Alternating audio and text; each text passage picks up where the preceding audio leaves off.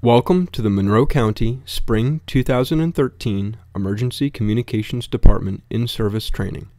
The Approach to the Violent Medical. This educational session is brought to you through a collaboration of the Office of the Monroe County EMS Medical Director and Monroe County Law Enforcement, Fire, and EMS agencies, as well as the University of Rochester Division of Prehospital Medicine. My name is Jeremy Cushman, and I am the Monroe County EMS Medical Director, and I'm joined by Keith Beer, Officer of the Greece Police Department, and Sergeant Mark Philippi of the Brockport Police Department. Our goal through this training video is to enhance awareness of the recognition and management of the violent medical subject.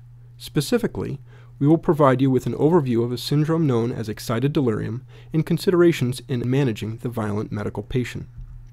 Through this training, we will define excited delirium, we'll describe features and common behaviors exhibited by persons experiencing excited delirium. We'll also define additional information that may be appropriate to obtain when taking 911 calls involving potential excited delirium patients. And most importantly, we'll have you understand the term violent medical and what resources should be dispatched to such incidents. In this first video, the officer attempts a one-on-one encounter, and it is easy to see that he struggles to manage the subject. This is not uncommon with various violent medical patients in the syndrome known as excited delirium. In the second video, despite the efforts of two officers and the use of a baton, the subject is still resisting their efforts. Put it in paper! Put it in paper! This was an incident in Philadelphia. This man broke into a barber shop. The store owner shot him with a gun, so he's already been shot. Still, he exhibits enormous strength while trying to escape police officers. I want you to notice the sergeant and all the pressure he's putting on his leg. There's no punches thrown, there's no kicks thrown, and this person is able to overpower these officers. You understand me? You white mother... Get on the ground! Get on the ground! Get on the ground! Get on the ground! As we'll discuss later, this video is a great illustration of the limitations of the taser in excited delirium patients. Notice that while the taser incapacitates the subject while it is being applied, the subject still fails to comply with police instructions, and as soon as the taser application is over, he attempts to flee. In this segment, notice the violent medical subject's lack of clothing, bizarre behavior, and his failure to be affected by his obvious injuries or traditional law enforcement control measures. What you're going to see as we continue today is that due to their delirious state, these violent medical subjects often don't have the ability to understand or follow commands, and traditional subject management techniques, including the use of pain to enforce compliance, are likely to fail.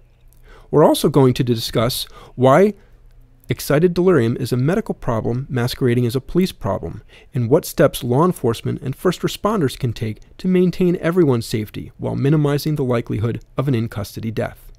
Despite just over 1 million use of force incidents nationwide, there are an estimated 600 arrest-related deaths annually. Although this represents less than 0.1% of use of force encounters, the media and public response to arrest-related deaths makes major news headlines. Many of these deaths may be attributable to a medical condition at the time of the arrest, and through awareness and teamwork, some of these deaths may be preventable. So what is the classic case of arrest-related deaths? Generally, it's a middle-aged male who is agitated and belligerent. Police are summoned because of this behavior. He's then apprehended by police, where he is eventually subdued and restrained, and shortly thereafter, he goes into cardiac arrest and dies. So why does this happen?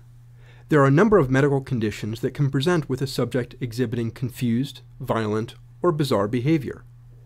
Maybe they're psychotic. Maybe they're frankly just difficult.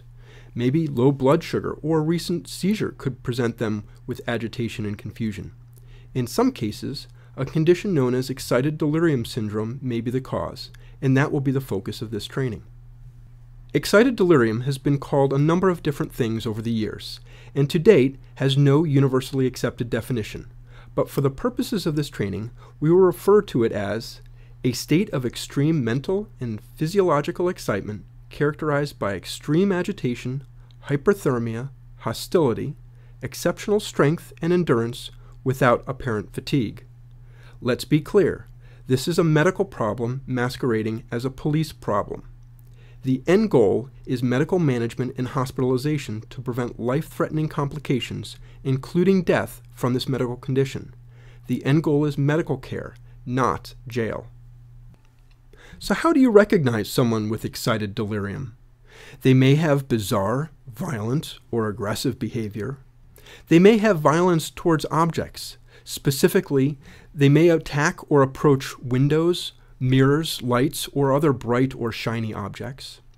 The subject may be hyperthermic or have an elevated temperature and be overheating. Oftentimes, the subject will take off their clothes in public regardless of the outside temperature. They will often have excessive sweating, and they will very frequently have incoherent shouting, such as animal noises or loud, pressured speech.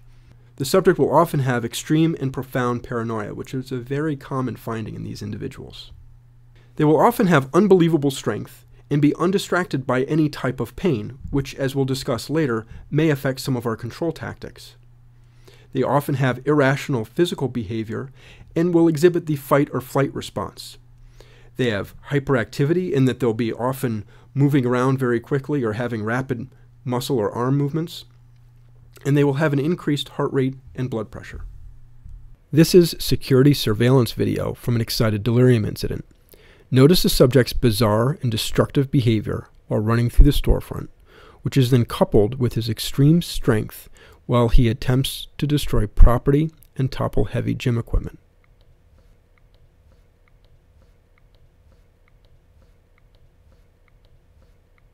In these next two videos, notice the bizarre behavior and loud, repetitive shouting, incoherent speech, and the failure to recognize law enforcement or EMS presence. You'll also notice the extreme paranoia exhibited by the individual being restrained by law enforcement and EMS. This paranoia is very common in subjects with excited delirium.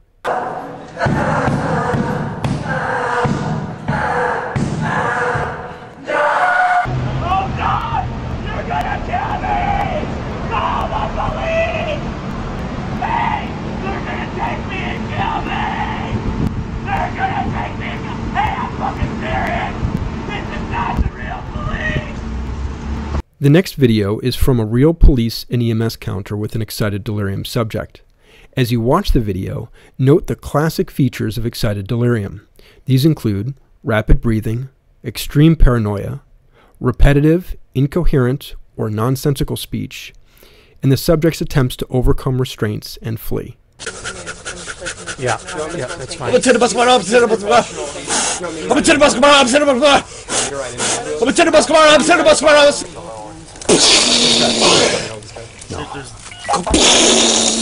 Tim, relax. Tim, relax. It's okay. Yes, it is. Not okay. It's okay. It's not okay. It will be okay. You gotta calm down. It's not okay. You gotta calm down. You gotta calm down. No, you're not. This is gonna die. We're going to the hospital. This is gonna die. This is gonna die. We're going to the hospital. No. Tim. Relax. No. This is gonna die, though.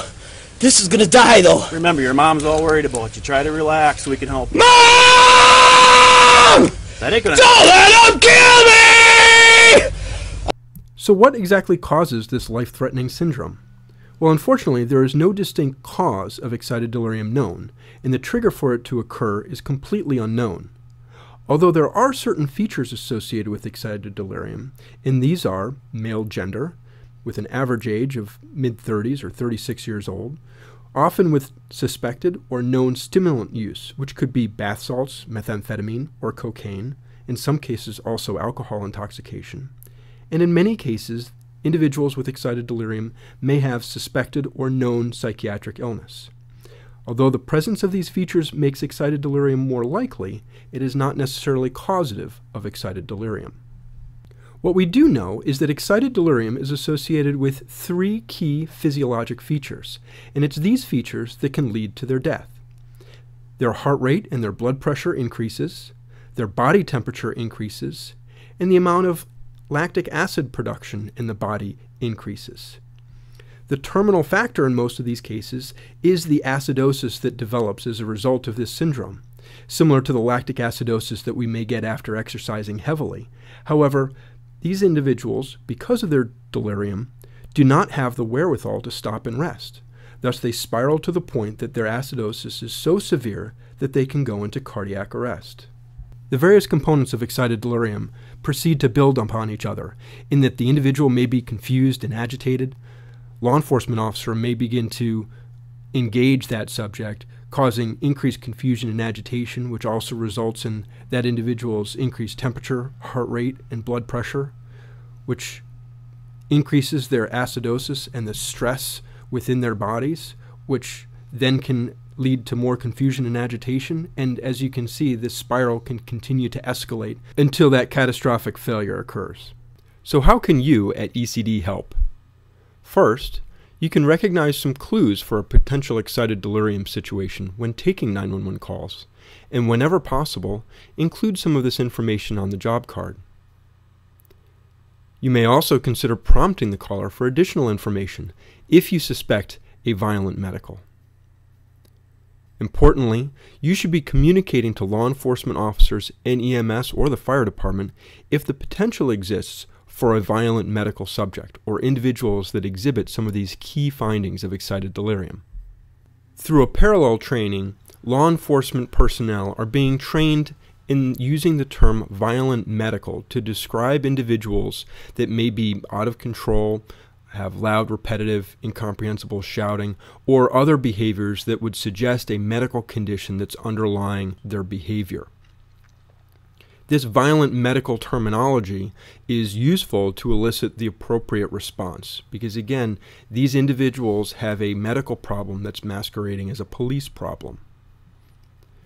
Anytime a law enforcement officer requests additional assistance for a violent medical, they should generally receive additional law enforcement units as requested by that initial responding officers. Additionally, and most importantly, the violent medical subject should receive an advanced life support ambulance, specifically as an emergency response. Unlike conventional mental hygiene arrests, the violent medical subject requires urgent, if not emergent, medical intervention in order to improve their ultimate outcome. Using the term violent medical is designed to help standardize the approach by law enforcement, emergency communications department, and EMS to assure that the appropriate medical resources are brought to the patient as quickly as possible. Even more important is responder safety. And if not given by the law enforcement officer, the dispatcher should request specific response instructions for additional units. For example, if EMS units should stage or are cleared directly to the scene, and if they are cleared directly to the scene, what access route should they take to gain entrance into the area where the subject is, as well as whether or not there are any specific areas to avoid. This is critical because unlike most law enforcement situations where EMS is held at a distance until the scene is absolutely secure, an individual with excited delirium or exhibiting tendencies of a violent medical subject may require EMS to be actively involved in the chemical restraint and subduing of the subject. Most importantly, communication between law enforcement and fire and EMS is absolutely critical, and you at the Emergency Communications Department are critical in providing that linkage. Any patient updates or scene safety considerations should be routed to the fire and EMS responders as provided by law enforcement, and similarly, any critical patient updates should be passed along as well.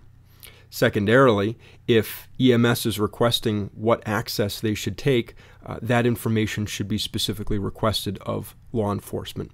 So you may ask, why do we need an advanced life support response to these violent medical subjects?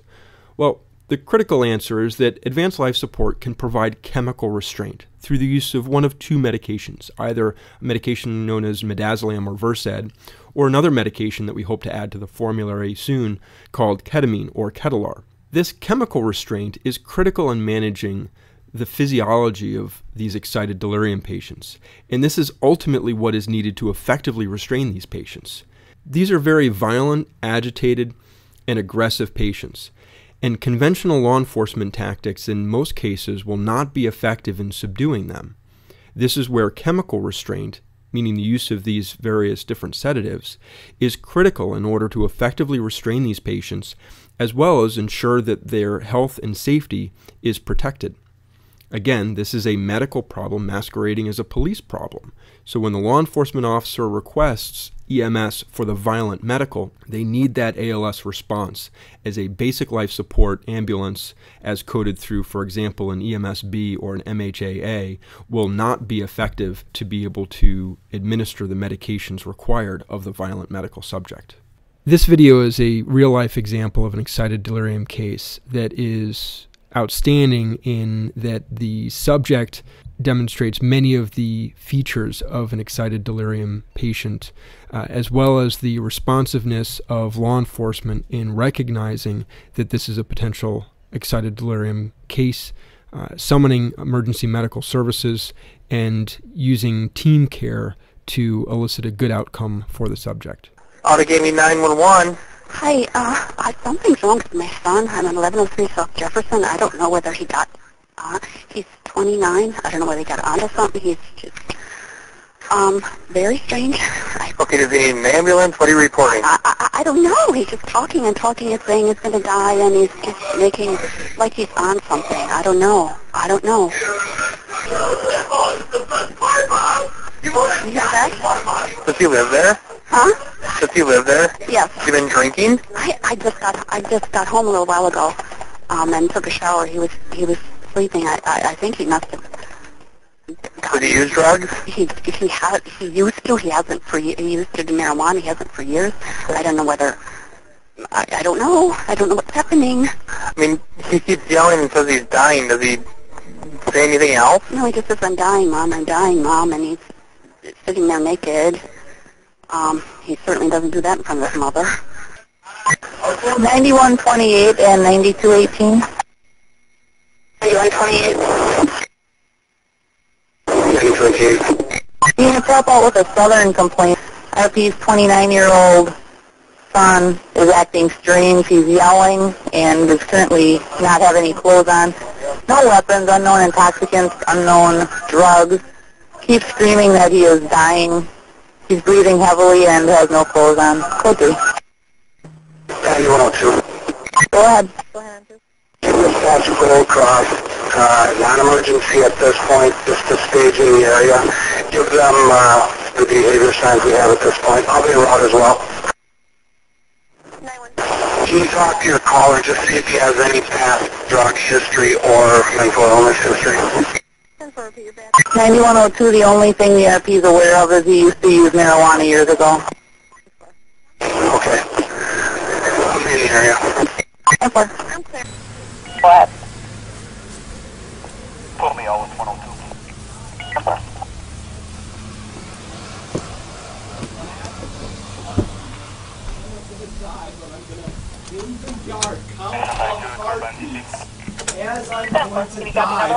Hi, it's okay.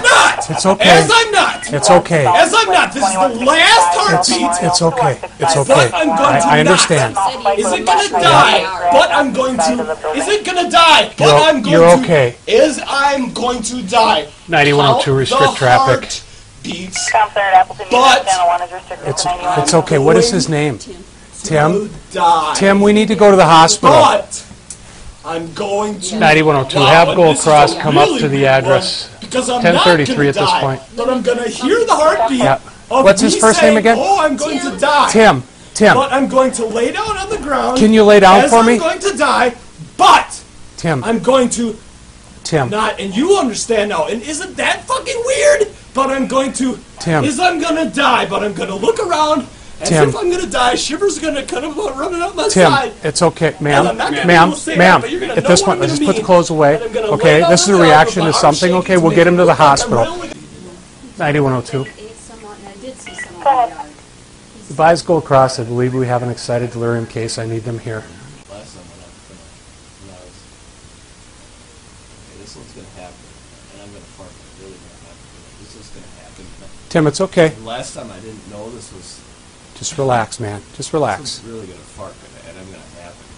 In that hand right there, and I'm going to really going to fart in it. And this one, wow. And the heartbeat is coming. we get two to the back and kind of come in that entrance, officers. Okay, in case we have some movement. Eventually, yeah. I think what we're going to do is if we get those two to the back and get them in here, once we do go hands, they're probably going to have to go to the feet, and then we'll get them on board. We have the medics ready? Yep. Okay. They're at the sideline. All right. All right, let's move. Okay. All right, just relax. Okay, get the medics up. Let's get them on, strapped down to the car. Through this training, we hope that you now identify that there may be medical causes for confusion and violence. And there may also be certain features and behaviors exhibited by persons experiencing excited delirium that you may be able to recognize while taking that call. When possible, taking additional information may be helpful to responders. This may include the subject's behavior, their disrobing, or any previous medical, psychiatric, or violence history. We hope that you recognize that when a law enforcement officer requests EMS for the violent medical, that we dispatch an ALS ambulance to the scene so that they can administer the medications required to manage these subjects.